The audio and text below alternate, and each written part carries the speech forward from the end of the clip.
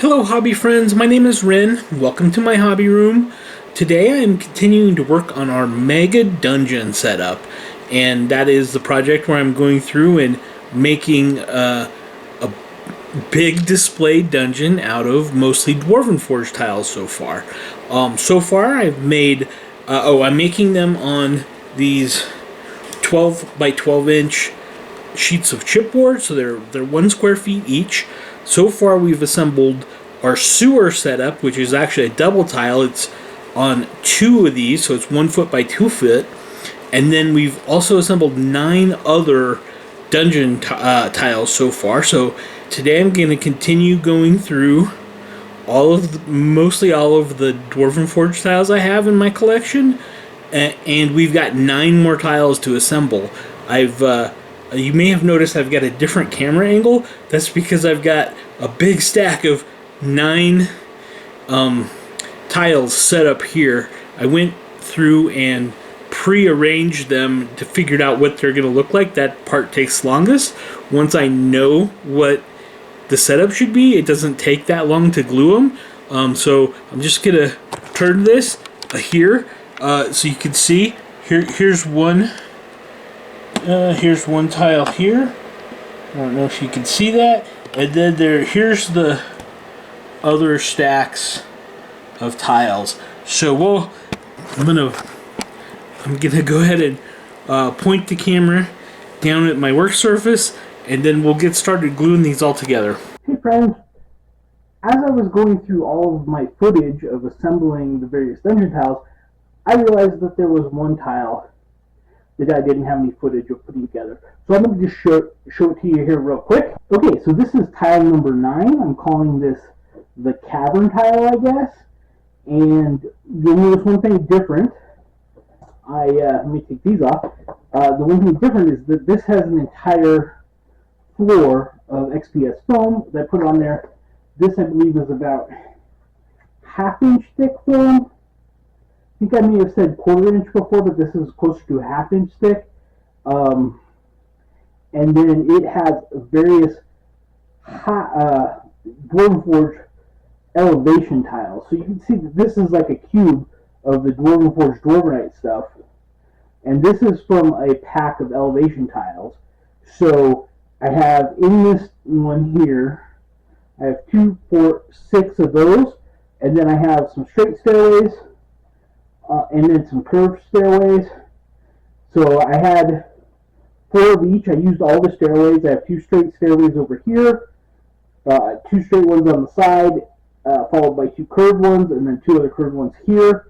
What I'm going to do is this floor will be textured as a cave floor, and I'm going to make it kind of uneven. That's why I put the 1/2 inch of foam on there, so I can kind of cut down into it and dig down into it. And this will have 2 levels.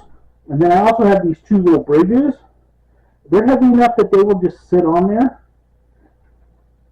with no problem. I don't think I'm going to glue the bridges into place because, like I said, they will stay. And I think I can even balance a mini on there. I have an unpainted mini handy maybe. So I think minis would even be able to balance on there like that, so that's good. But if I were to use this to play with, I would want to be able to move the bridges, or even have like a big monster, like a giant or a troll in here, that could maybe smash the bridges, knock them down, or break them. But that's, since I didn't have any footage of gluing this one together, I put it on here. So then let's continue with the footage of putting the rest of the tiles together. Oh, one other thing, I just want to go over what we're using. We have the medium graphics chipboard, which is, like I said, 12 by 12, and this is it's pretty thick. We're using 3M Super 77 spray adhesive to glue the pieces to the chipboard. This is good because it's safe for both paper and foam. And then we're also using Gorilla Glue to glue the tiles to each other. Okay, And I'm all gloved up because that can get very messy with both of these glues. This is our first. This is the first tile. It's really like half a tile because we're getting down to the end. Once we get these last 9 tiles assembled, that's going to be pretty much all of our Dwarven Forge tiles themselves. I do have some extra wall pieces, separate wall pieces that I'll be adding back in as we go through to detail them.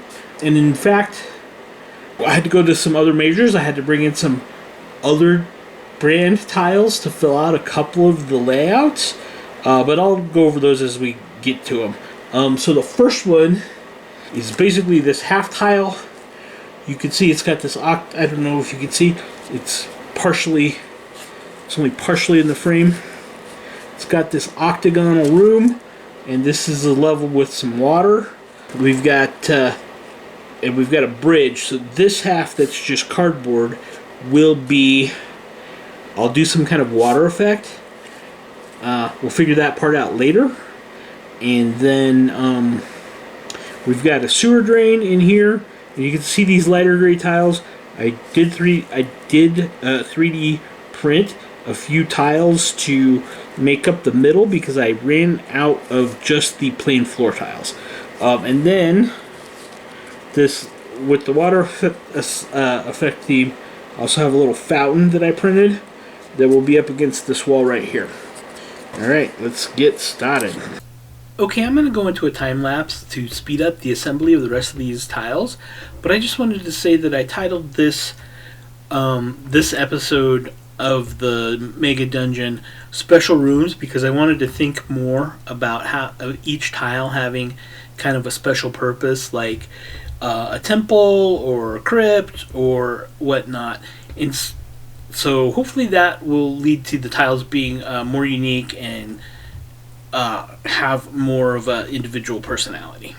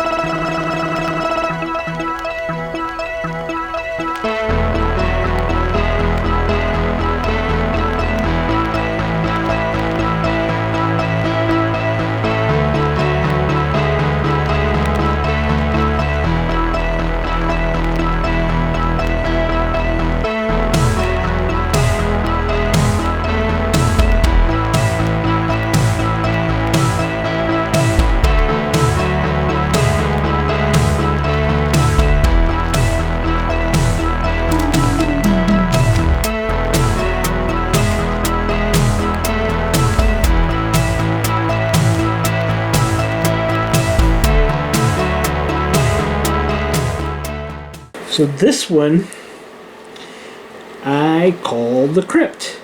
And if you'll notice, it has some non-Dwarven Forge tiles in here. These are another brand. These are resin tiles. Let me pull this one up. This already, if you can see, this already has chipboard on the back. This is another brand of tiles. I don't remember. I believe these are from Secret Weapon. Maybe not. I bought them a few years ago. All I remember is they were, I don't remember the name of the line, but they were discontinuing them, so they had a clearance sale. So I bought a bunch of them. And these guys were, a lot of these were 1x1 and a lot smaller tiles. You see these ones right here with the mummies were 2 inches by a ½ inch. So I had assembled a lot of these. I have a whole drawer full of these. But I got to this one and I'm like, running out of floor tiles. But I got this. So this is a 4x4 section that's no, this is a 6x6 section. Excuse me. That's been pre-assembled. They are thinner, so even though they're on a piece of chipboard already, when I put them on top of this chipboard, they're just slightly thinner. And then these column ones, slightly thinner than the Dwarven Forge ones. But when they have these other columns that are in the four corners, it actually comes up and it's about the same size. So they're pretty good. So what I did in order to make this one look intentional, I have some more of these half blocks in here that I put that stick up, and then I have a couple of filler, like 1x2. These are the 3D printed ones again, 1x2, and they're even a little bit thinner. So I've got like 4 different levels going on here, but then that'll look intentional. And these other block ones I will use as statue, like a plinth that a statue goes on. This is the Crypt.